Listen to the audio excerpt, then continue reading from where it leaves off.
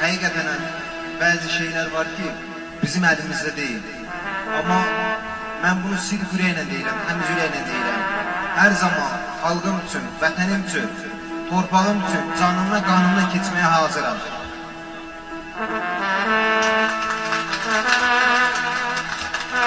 Və həmişə özümə arzu eləmişəm ki, vətənim üçün şəhid olub, Azərbaycan Respublikasının 3 rəngli ay ulduzlu bayrağı ilə bükülüb tabutun dəfn olmağa getsin. Hamınızı öpürəm.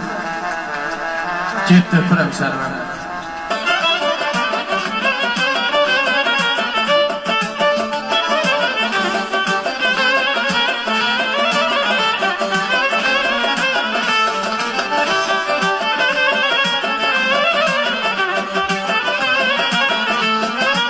Uzak ellerde adımlarım var, dastanlara sığmayan şürətim var, şanım var. Uzak ellerde adımlarım var, dastanlara sığmayan şürətim var, şanım var. Qəhrəmanlar içində neçə qəhrəmanım var. Qəhrəmanlar içində neçə qəhrəmanım var.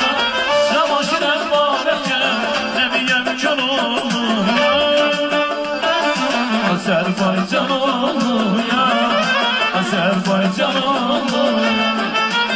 Aman şirem babacım, emiyem kör oluya. Azerbaycan oluya, Azerbaycan oluya.